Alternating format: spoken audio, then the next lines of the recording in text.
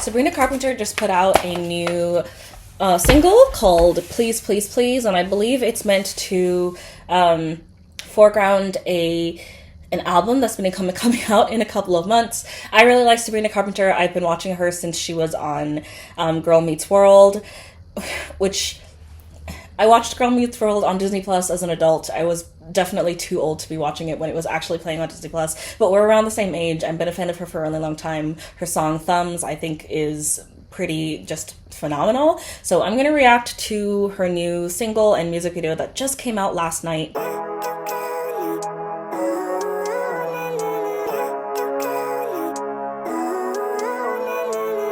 Living life every day, late at night, not okay.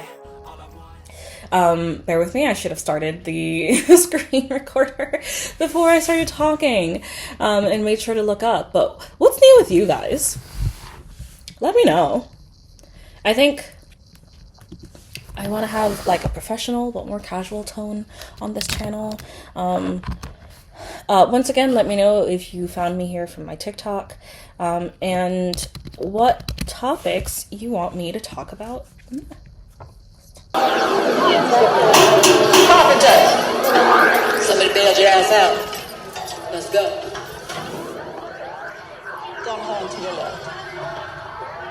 I say to the left.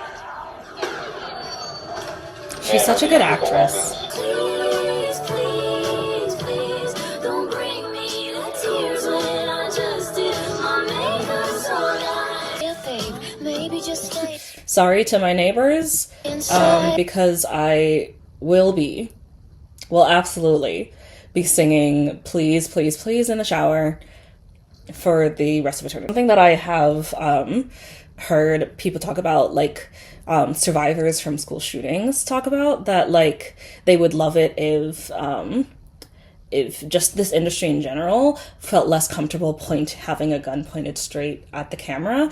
It's like not a desire not to have like weapons, the use of weapons in music, because that's just real life, or in, like, not just in music but in like productions, because that's just real life, but just to not have it like pointed straight at the camera, because it is like a something that triggers a lot of people. So that's just something to think about. But I like it so far. This is a really interesting song. I'll move back over here right now. Yeah, I really like that. In a video that you're never going to get to see, because turns out I recorded it wrong. Where was I going with that? I mentioned that Sabrina Carpenter songs for me tend to be pretty hit or miss. I really like her as a performer, and as an artist in general. She just seems really cute and peppy and fun. But I love Feather. I really don't love Espresso. And I love Because I Liked a Boy. I think that song is masterful. And I think Nonsense is an Only Okay song. So that's really interesting to me. I actually do really like this one. I think my neighbors. It's so fun living in a condo in the middle of Boston. Anyway, but yeah, I think it's really, I really like this. It's sonic. It's really, throughout, it makes a lot of sense to me. I think sometimes I feel that her songs, it feels a little bit like she wrote the bridge, or she wrote this verse, or she wrote the chorus, and then to try to turn it into a full song, they put a lot of elements together I'm less convinced by. But this one I really feel like I can see the string throughout. I feel like the melodies feel really full and complete. Please, Please, Please, I think that chorus does the fantastic job of both being really repeatable and memorable, because that's gonna be stuck in my head for the rest of my life, I can already tell, but also clearly showing like a lot of like yearning.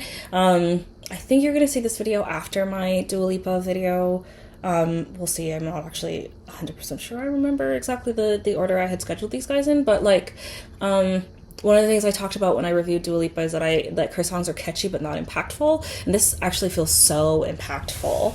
I think my only complaint,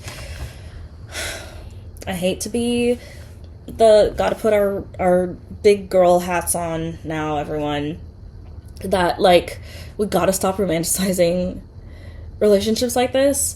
I do think the end of it is that she ultimately leaves him in the music video, but I think without the music video, it's like the context. Without the context of the music video, you could read the song as like pleading, as like a woman pleading with her destructive and toxic and violent man to like stop doing the destructive behavior and stop being in and out of prison and such, which I so empathize with. I so empathize with how just toxic and horrible some men can be. But I don't know. Not to say, I don't know if I would accuse this song of like romanticizing destructive relationships like that. I think it is more just like talking about the feeling of loving, like how horrible it feels to love somebody that you know you need to leave, because she does leave him at the end of the video. So I think that's probably the lesson to be learned here. If you're in a relationship with somebody, even if he's not hurting you, if he's hurting other people and just doing generally bad things, you should leave him. He doesn't deserve you. And that's the end of that. Anyway, I really liked this song. I really liked this song, and I really liked this video. But as we were in here, I think I saw, as I was listening to that video, I think I saw a little notification come up about Billie Eilish's new release. And I listened to that album yesterday. I loved it. The review's coming in a few weeks. So I think let's react to two things. Let's react to that music video also.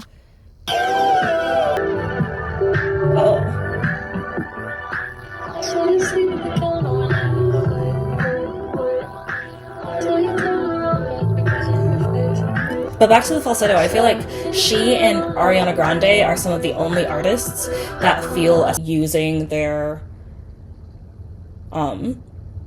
falsetto that way, or like just singing like up in their high register. Maybe also Olivia Rodrigo with Deja Vu. I feel like in the last 10 years or so, it's become like really popular for sopranos to be like true sopranos to be in this field, or in this like in the pop genre. Whereas I feel like 15 to 20 years ago, definitely when I was a kid, like this genre was made up of altos and mezzos, and it was like all about who can belt. And in all honesty, it still sort of is that way. But yeah, I love that. I love that chorus.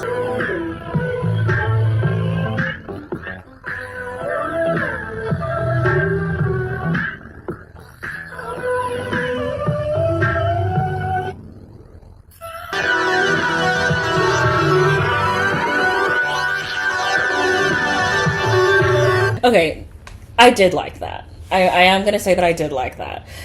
Whenever I watch music videos, I'm reminded that like my experience in music... back over here. I'm reminded that my experience in music doesn't mean that I'm necessarily have the expertise to talk about film. So I can't talk about like the shading or any like elements like that. I'm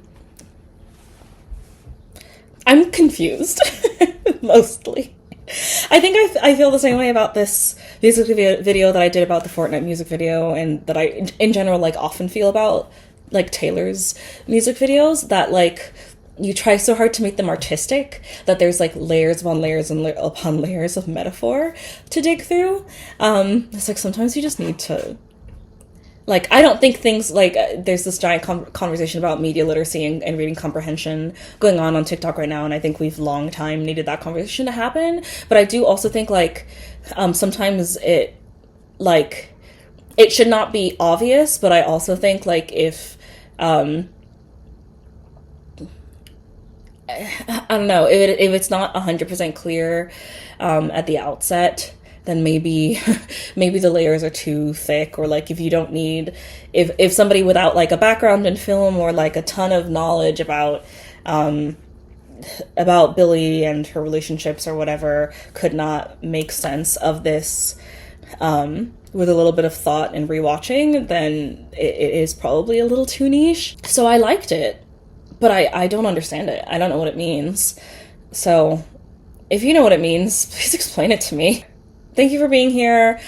Click here to watch my reaction to Ariana Grande's Eternal Sunshine, which left me equally confused, and I'll see you next time. I don't really think anyone can save me, and honestly I'm not really sure I want saving. I like to be my own worst enemy. There's no risk if you don't try at anything, so I'ma just keep